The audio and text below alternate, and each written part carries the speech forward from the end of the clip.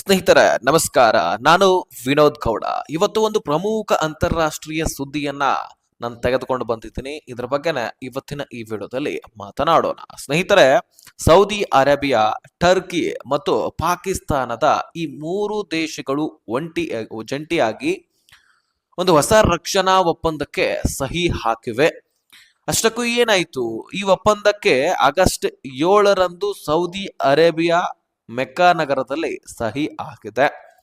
Saudi crown prince Mohammed bin Salman ಜೊತೆಗೆ Turkey ಅಧ್ಯಕ್ಷ Erdogan ಮತ್ತು ಪಾಕಿಸ್ತಾನದ ಪ್ರಧಾನಿ ಶಹಬಾಜ್ ಶರೀಫ್ ಇವರು ಇದರಲ್ಲಿ ಭಾಗವಹಿಸಿದ್ರು.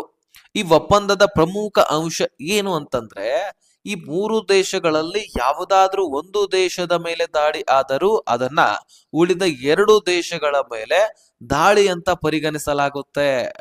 ಅಷ್ಟಕ್ಕೂ ಏನ್ ಮಾಡ್ತಾರೆ ಈ ಒಪ್ಪಂದದಲ್ಲಿ ಅಂದ್ರೆ, ಇದರಲ್ಲಿ ಜಂಟಿ ಮಿಲಿಟರಿ ತರಬೇತಿಯನ್ನ ಕೊಡಲಾಗುತ್ತೆ.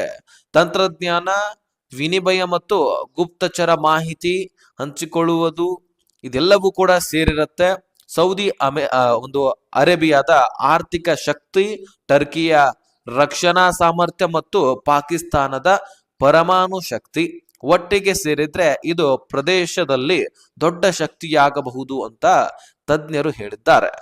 ಸ್ನೇಹಿತರೆ, ಪಶ್ಚಿಮ ಏಷ್ಯಾದಲ್ಲಿ ಹೆಚ್ಚಾಗಿರೋ ಭದ್ರತಾ ಸಮಸ್ಯೆಗಳ ಕಾರಣಕ್ಕೆ ಈ ಒಪ್ಪಂದಕ್ಕೆ ಸಹಿ ಆಗಿದೆ ಅಂತ ಹೇಳಲಾಗ್ತಾ ಇದೆ. ಈಗ ಜಂಟಿ ಮಿಲಿಟರಿ ತರಬೇತಿ ಅಂದ್ರೆ ಸ್ನೇಹಿತರ, ಪಾಕಿಸ್ತಾನ ತನ್ನ ದೇಶದ ಸೈನಿಕರಿಗೆ ಯಾವ ರೀತಿಯಾಗಿ ತರಬೇತಿಯನ್ನ ಕೊಡ್ತಿರತ್ತೆ ನೋಡಿ, ಅದನ್ನು ಕೂಡ ಸೌದಿ ಅರೇಬಿಯಾ ಜೊತೆಗೆ ಟರ್ಕಿಯ ಸೈನಿಕರಿಗೂ ಕೂಡ ಕೊಡಬೇಕು ಅನ್ನುವಂಥದ್ದು. ಈ ಕಡೆ ಸೌದಿ ಅರೇಬಿಯಾದ ಸೈನಿಕರ ಒಂದು ತರಬೇತಿಯನ್ನ ಪಾಕಿಸ್ತಾನ ಟರ್ಕಿಗೆ ಕೊಡಬೇಕು, ಟರ್ಕಿಯ ಸೈನಿಕ ತರಬೇತಿಯನ್ನ ಪಾಕಿಸ್ತಾನ ಸೌದಿ ಅರೇಬಿಯಾಗೂ ಕೂಡ ಕೊಡಬೇಕು. ಈ ರೀತಿಯಾಗಿ ಜಂಟಿ ಕೆಲಸವನ್ನ ಮಾಡುವಂಥದ್ದು. ಇನ್ನು ಇದು ತರಬೇತಿ ವಿಚಾರದಲ್ಲಿ ಅಥವಾ ಸೈನಿಕರ ವಿಚಾರದಲ್ಲಿ ಮಾತ್ರವಲ್ಲ, ತಂತ್ರಜ್ಞಾನ ವಿನಿಮಯ ಕೂಡ ಇಲ್ಲಿ ಇದೆ. ಅಂದ್ರೆ ಯಾವುದೇ ರೀತಿ ಟೆಕ್ನಾಲಜಿ ಅಂತಂದ್ರು ಅದನ್ನು ಕೂಡ ಶೇರ್ ಮಾಡ್ಕೊಳ್ಬೇಕು.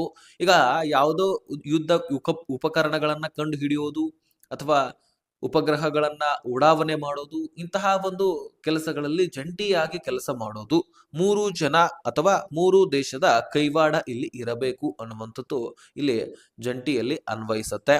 ಜೊತೆಗೆ ಸ್ನೇಹಿತರ, ಗುಪ್ತಚರರ ಮಾಹಿತಿಗಳನ್ನು ಕೂಡ ಹಂಚಿಕೊಳ್ಳೋದು ಸೇರಿದೆ. ಹೌದು, ಇಲ್ಲಿ ಗುಪ್ತಚರ ಅಂದ್ರೆ ಈಗ ತಮ್ಮ ದೇಶದಲ್ಲಿ ಯಾವುದೇ ರೀತಿಯಾದಂತಹ ಸಂಚು ನಡೀತಾ ಇದೆ ಅಥವಾ ಬೇರೆ ದೇಶದವರು ತಮ್ಮ ದೇಶ ಮೇಲೆ ದಾಳಿ ಮಾಡ್ತಾ ಇದ್ದಾರೆ ಅಂದ್ರೆ ಅದಕ್ಕೆ ಒಂದು ಹಂಚಿಕೊಳ್ಳೋದು, ಆ ವಿಷಯವನ್ನ ಮೂರು ದೇಶದ ಕುಂತ್ಕೊಂಡು ಮಾತನಾಡೋದು.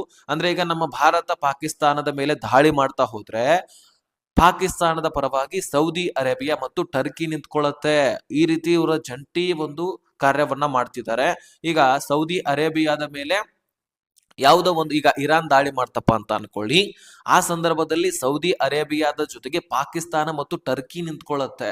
ಈಗ ಟರ್ಕಿ ಮೇಲೆ ಯಾವುದೇ ದೇಶ ಇಸ್ರೇಲ್ ದಾಳಿ ಮಾಡ್ತಪ್ಪ ಅಂತ ಅನ್ಕೊಳ್ಳಿ, ಈಗ ಸೌದಿ ಅರೇಬಿಯಾ ಮತ್ತು ಪಾಕಿಸ್ತಾನ ಟರ್ಕಿ ಜೊತೆಗೆ ನಿಂತ್ಕೊಳ್ಳುತ್ತೆ. ಈ ರೀತಿ ಯಾವುದೇ ದೇಶದ ವಿರುದ್ಧವಾಗಿ ಯಾವುದೇ ದೇಶ ದಾಳಿ ಮಾಡಿದ್ರು ಸಹಿತ ಮೂರು ದೇಶಗಳ ಮೇಲೆ ದಾಳಿ ಮಾಡಿದ ಹಾಗೆ. ಈಗ ನಾವು ಉದಾಹರಣೆಗೆ ಪಾಕಿಸ್ತಾನದ ಮೇಲೆ ದಾಳಿ ಮಾಡ್ತಾ ಇದ್ರೆ ನಾವು ಸೌದಿ ಅರೇಬಿಯಾ ಮತ್ತು ಟರ್ಕಿ ಮೇಲೇನು ಕೂಡ ದಾಳಿ ಮಾಡಿದ ಹಾಗೆ ಕಣ್ರಿ.